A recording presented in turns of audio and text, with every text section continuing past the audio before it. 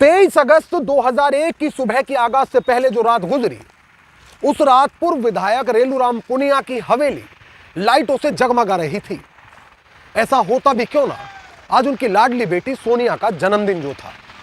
मगर उस वक्त कौन सोच सकता होगा कि आज का यह जश्न इस परिवार के लिए आखिरी जश्न साबित होगा। उस वक्त कौन सोच सकता होगा कि आज उनके महल से उठने वाली रोशनी जो हर सिमत उजाला बिखेर रही है, आज के बाद इस हवेली में कोई दीपक जलाने वाला तक ना बचेगा। नमस्कार, आदाब दोस्तों, मैं आपका साजिद सैफी हूं और आप बेबाक रिपोर्टर की खास पेशकश बेपर्दा देख रहे हैं।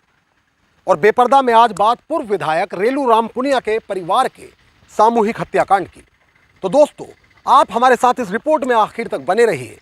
हम इसमें बताएंगे आपको शैतानों द्वारा खेले गए उस खूनी खेल का पूरा सच, जिसमें खून के प्यासे हैवानों ने इस घर के नन्हे फरिश्तों को भी नहीं बख्शा।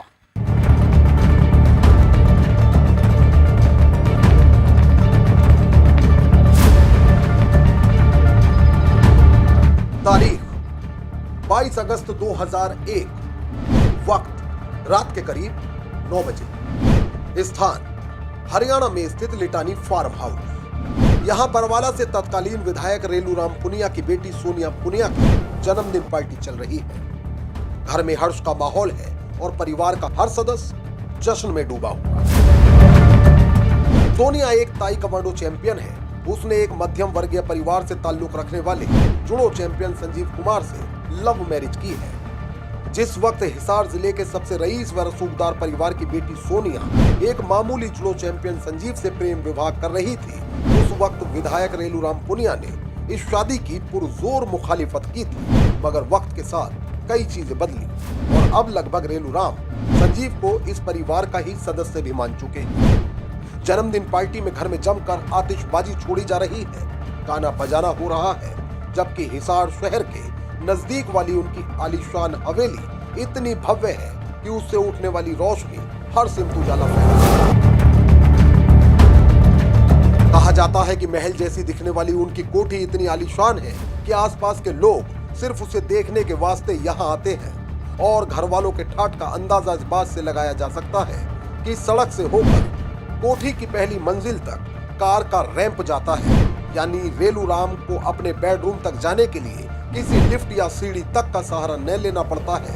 कार का दरवाजा खुला और विधायक सीधे अपने बेडरूम में। खैर, हर खतरे से पूरी तरह अनजान होकर जश्न में डूबा परिवार इस बात को कहाँ ही जानता होगा कि मौत इस पार्टी में उनके इर्द गिर्द मंडरा रही है और अब वो परिवार के हर सदस्य की ओर धीरे धीरे बढ़ रही है।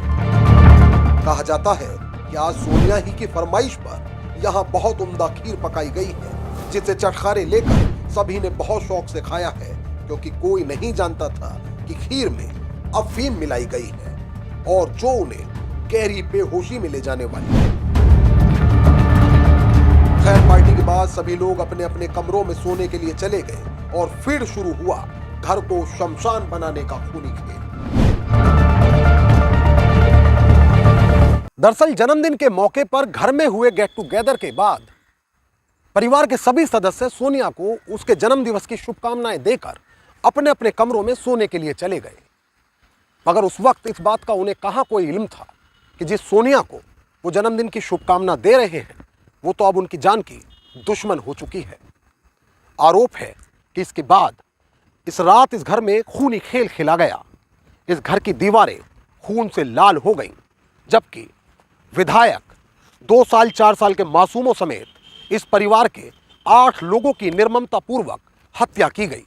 आरोप है कि ये हत्याएं सोनिया और उसके पति संजीव ने की हैं। दरअसल परिवार नहीं जानता था कि जिस सोनिया के जन्मदिन के अवसर पर परिवार उसे लंबी उम्र की दुआ दे रहा है, वो आज यहाँ परिवार के प्रत्येक सदस्य की सांसों की डोर काटने आई है। तय योजना के तहत आज ही की रात हर किसी का मरना तय था, मगर पार्टी के बाद संजीव ने सोनिया को बताया कि घर में कुल 8 लोग हैं और रिवॉल्वर में सिर्फ 6 गोली हैं। अब खूनी खेल में किसी तरह की रुकावट न आए, इसलिए सोनिया गैराज में गई और लोहे की एक रॉड ले आई और फिर शुरू हुआ सोनिया और संजीव का खूनी खेल। सबसे पहले दोनों रेलूराम के कमरे में गए, जो गहरी बेहोशी में थे। सोनिया ने संजीव को लोहे की रॉड पकड़ाई और अपने पिता के सर पर वार करने को कहा। संजीव ने रेलूराम के सिर पर रॉड से 2 वार किए। पहले से बेहोश पिता अब मौत की आगोश में चले गए, जबकि उनके सिर से निकली खून की पिचकारी दीवारों को लाल कर गई। इसके बाद अगली बारी मां की थी। कृष्णा देवी का कमरा बगल में ही था। दोनों उनके कमरे में गए और सोनिया ने एक तकिया लेकर कृष्णा देवी के मुंह पर रख दिया। रेलूराम ही की तरह कृष्ण देवी के सिर पर भी रॉड मारी गई, लेकिन रॉड फिसलकर बगल में सो रही शिवानी को लग गई। 2 साल की बच्ची उठकर रोने लगी। उसकी आवाज से कोई न जाग जाए, इस डर से संजीव ने उसके सिर पर भी रॉड दे मारी। इसके बाद दोनों सुनील के कमरे में गए। सुनील कदकाठी से अच्छा था, इसलिए पहले दोनों ने उसके हाथ पैर बांधे और उसके सिर पर भी रॉड से वार किया। सुनील की पत्नी शकुंतला और छोटी बहन पम्मी को इसी तरह बेरहमी से मार दिया गया। हैवानियत की हद देखिए, उन्होंने 4 साल की उम्र के लोकेश और 45 दिन की बच्ची प्रीति को भी नहीं छोड़ा। जबकि सोनिया खुद एक 1.5 साल के बच्चे की मां थी। कहा जाता है घर शमशान में तब्दील हो चुका था। पूरी हवेली में खून ही खून था। जबकि 23 अगस्त की सुबह मौकाए वारदात पर पहुंचने वाले हर अधिकारी के होश फाख्ता थे। हालांकि पुलिस को गुमराह करने के लिए सोनिया ने खुद भी रॉड से अपने सिर पर वार कराया था, मगर वह अपनी इस चाल में कामयाब न हो सकी।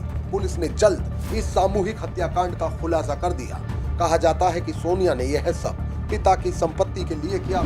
सोनिया चाहती थी कि पिता फार्म हाउस सेल कर दे ताकि उसका पति कोई कारोबार शुरू कर सके, और इसी के चलते वो खुद अपनों ही के खून की प्यासी हो गई। खैर, जब संजीव और सोनिया के चेहरे बेपर्दा हुए तो देश की तमाम अदालतों ने उनके लिए फांसी ही की सजा मुकर्रर की।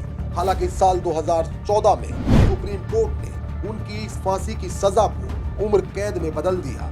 इस रिपोर्ट को लेकर आपकी क्या राय है, वो हमें कमेंट करके जरूर बताएं। मोहित भाटी के साथ न्यूज डेस्क, बेबाक रिपोर्टर। तो दोस्तों, फिल वक्त मुझे दीजिए इजाजत, लेकिन यदि आप बेबाक रिपोर्टर पर बेपर्दा के और भी एपिसोड देखना चाहते हैं तो हमारे चैनल को तुरंत सब्सक्राइब करिए, बेल आइकॉन दबाइए। यदि आप हमारे एपिसोड पसंद करते हैं तो इनके वीडियोस को शेयर भी जरूर किया करें। इस रिपोर्ट को लेकर आपकी क्या राय है वो हमें कमेंट करके बताएं। एक नई कहानी के साथ हमारी आपसे फिर होगी मुलाकात, और बेबाक रिपोर्टर पर फिर एक नया चेहरा होगा बेपर्दा। तब तक के लिए आदाब, नमस्कार, जय हिंद।